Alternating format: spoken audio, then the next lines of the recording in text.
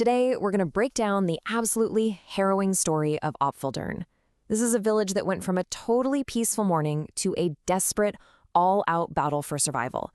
It's a story about sudden chaos, unbelievable bravery, and, well, the heavy price that comes with being a hero.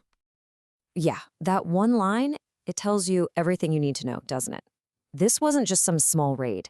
This was a whole new level of terror, something that would scar this town and its people forever. We're getting dropped right into the middle of the crisis. So, how did it all kick off? Well, picture it. A quiet morning, the usual sounds of a village waking up, and then, in an instant, that peace is just shattered.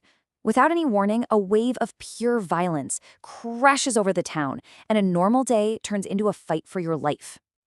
And the attack was so fast, so brutal, gnolls just flooded the streets, and they weren't just fighting.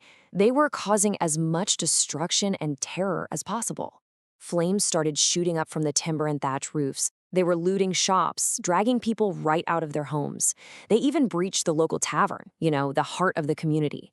The entire village was just plunged into absolute chaos. But even in the middle of all that horror, a defense started to form. Without even a moment's hesitation, a small band of adventurers just sprang into action. They were determined to stand between these invaders and all the innocent people. And just look at how this team came together. Everybody brought something totally unique to the fight. You've got Cedric the Druid, who turns into this furious bear tearing through the knolls. Up on the rooftops, Talinor, the ranger, is picking off enemies and freeing captives. Then there's Stain, the bard, who's just throwing chaos into the mix with these magical size-altering gummies. All while Calypso the wizard is weaving these incredible protective spells. And on the front lines, the samurai, Roberto and Okazaki, just cutting a path through the enemy. It was this amazing, coordinated, desperate pushback, and every single one of them was vital. And this quote right here, it just perfectly captures the kind of skill we're talking about. This is describing Talinor. He sees a monster flying off with a villager, and without a second thought, he just leaps off a rooftop. It's this incredibly cinematic moment of pure, pinpoint heroism right in the middle of a whirlwind of chaos. And then you have the psychological side of it all. Cedric's transformation into a bear wasn't just a physical weapon. It became a symbol. In a moment that was just filled with screams of terror, his powerful roar just cut through all of that noise. It gave the terrified villagers something to rally around, a sign that someone was really, truly fighting for them. But here's the thing. Even with all their combined strength, our heroes were just massively outnumbered. The battle could have gone either way, and it was right at that critical moment that help started showing up from some very unexpected places. And here they are. The villagers themselves started to fight back. You have this guy, Jeremiah, who grabs a truly colossal crystal greatsword and just wades into the fight, becoming this force of nature. And then, offering a totally different kind of strength, you have Father Eric. He turned the temple into a sanctuary, a bastion of pure defense for anyone who could make it inside. You'd think a giant crystal sword is about as strange as it gets, right? Well, the battle had one more surprise up its sleeve, a moment that went way beyond the physical world and hinted that much, much larger forces were at play here. So this all centers on Okazaki, the samurai. He's been pushed to his absolute mortal limit. He's about to just collapse from exhaustion. And then he has this intense, dreamlike vision. A radiant, angelic being appears to him. A hand reaches out. A message is whispered.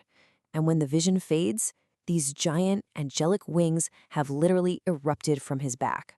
Destiny, it seems, had just stepped in and marked him for something much, much bigger. But amidst all the heroism and the supernatural moments, we get to the most heartbreaking part of the entire battle, because victory is rarely clean, and it never, ever comes without a cost.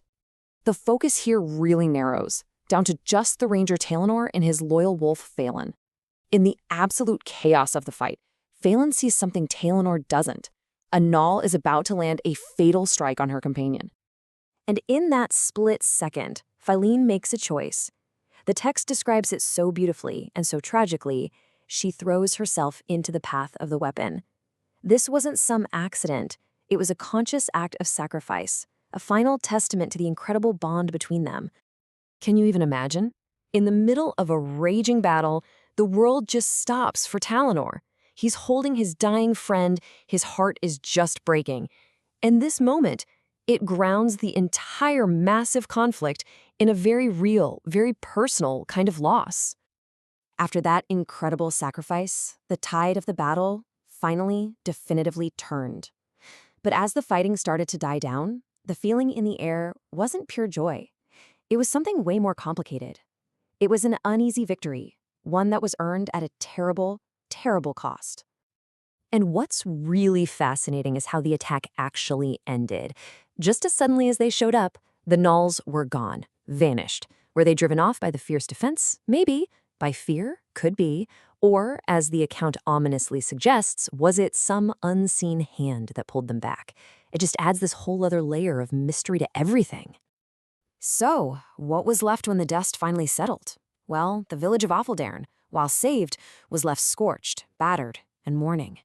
A loyal companion, a guardian, was lost forever. And for our heroes, the cost of this victory was a weight that would be seared into their hearts long after any physical wounds had healed. And really, this is the question we're left with, isn't it? The battle for Apfeldern was won. But what if this wasn't an end? What if it was just a beginning? The attack feels like a symptom of a much bigger problem. These veils between worlds are getting thinner. Apfeldern was saved, for now, but this victory might have just been the opening shot in a much, much larger war.